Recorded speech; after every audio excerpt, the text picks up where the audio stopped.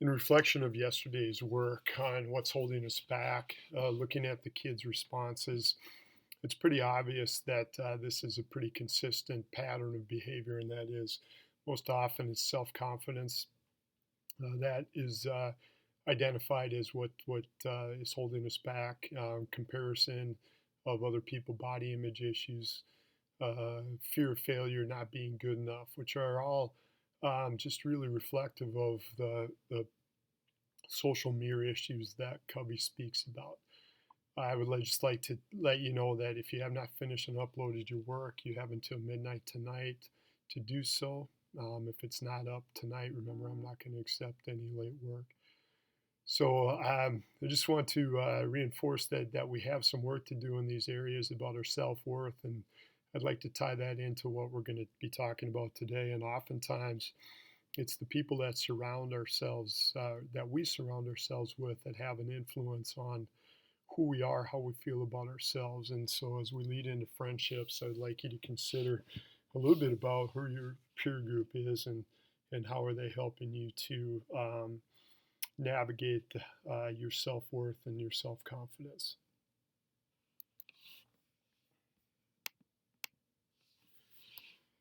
When you talk about friends, it's said that we reflect the people that we hold closest to us, and so as you look at your friendship group, I would just like to ask you how do they reflect on you, and how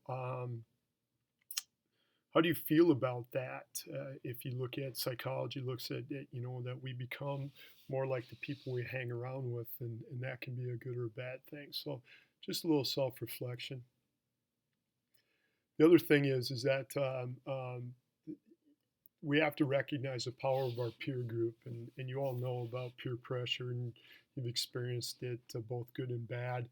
But as we work through this, I'd just like you to consider it again. Sometimes we just kind of get in a group of people and we don't really think a whole lot about the positive and negative effects that they're having on us. When it talks about friendships and kind of what I teach and how I try to approach it with my own kids is that we have to be pretty aware of the that influence of our peer group. And I know I hated it when my mom used to say, Scott, you got to be really careful because you're going to be considered guilty by association.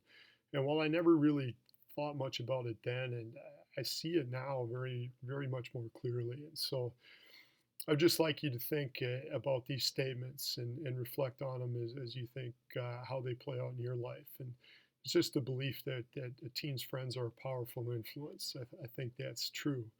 I think that we can show that behavior is almost contagious amongst teenagers. In other words, when one person in a peer group does something that seems to be, whether it's thought out or not, that we just kind of copycat. And that can be really good. Um, through social learning, but it also can be pretty detrimental. I think all of you have experienced one time or another where you've done something because of your peer group and you go, God, that's just not me. That was pretty stupid. And I wish I wouldn't have copied that behavior. I was looking through the news a couple of years ago, just trying to get an idea of what kids were doing, and came across this article about teenagers throwing rocks over an overpass and ended up killing a man. I thought, why would the key group of kids even do that? How stupid is that? Especially, looking at their ages, I could see if they're 10 or 12 and do some stupid stuff, but these are high school age kids. And they were by all accounts, when you read the newspaper stories about them, they were pretty decent kids. They weren't kids that were in trouble in school a lot. They seemed to have some family stuff, so their environment seemed to be pretty good, which seemed to be inconsistent with why would these kids do this, and what was their thought process. And as I was reading that, I thought, well, that's just a one-time deal. That's no big deal. And then I'll be darned, a couple months later, I saw an article in the newspaper that was just almost the exact same thing in a different part of the country. And I thought, man, we have to do some work about thinking about your peer group and how you're going to react when somebody in your group does something stupid. And I know what some of you are thinking. I thought the same thing. It's like, why are we wasting our time on this stuff? What's friendships? We're good at this. We're young adults, teens. We're not elementary school kids. And my point to you, and I'd like you to consider, is I think that most kids overestimate their abilities to be a quality friend simply because we just do it and we haven't been taught much about it. We don't realize that there's behaviors that are beneficial and there's behaviors that are detrimental, and we just kind of go with the flow and deal with things as they come up. And I just like to be more proactive. I think we can do better with relationships. We can be better friends and have better friends, which is also going to be really, really helpful when we start talking about dating and sex. Covey always starts his chapters with a checkup, and I encourage you to do this checkup also.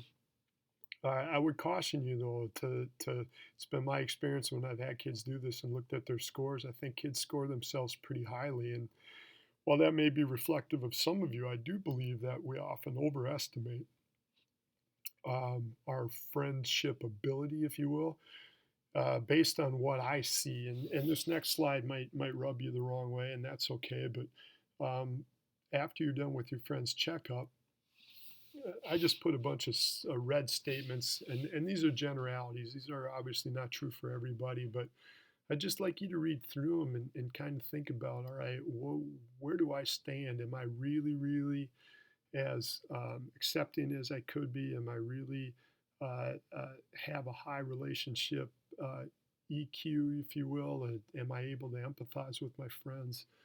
Do I listen well?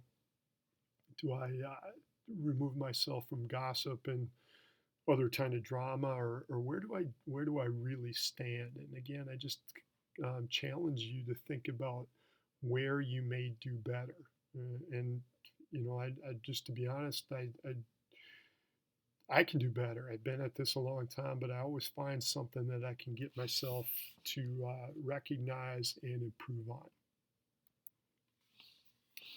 So as you work through the chapter, there's a couple things I'd like you to do. I've offered a template here for the 8 survival tips is the first thing that Covey's going to talk about in pages 90 to 105, and I'd like you to use the template to kind of gather notes. Again, it's going to help you on your final. I've also included a link to the audio book. If you're not in class or you run out of time, that's the best way to do it. We don't have enough books to sign off for everybody, but we do provide the audio book for you. Once you've completed the survival tips, again, there's another 9 pages that I'd like you to read and go over, and it's called the 7 Essentials and to making and keeping friends. And I'd like you to, again, on that template that I provided for the 8 friendship survival tips, you may summarize these 7 things also. A lot of it is pretty self-explanatory. I get that, but there's some really good stuff in there. I would ask you to particularly pay attention to the relationship bank account.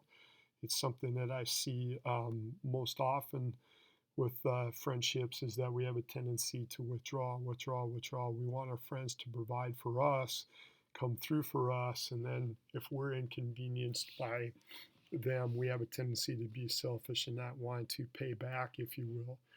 I see that with all relationships, romantic relationships, relationships with your parents, friendships, relationships with teachers. It's a pretty consistent area in which we can improve on.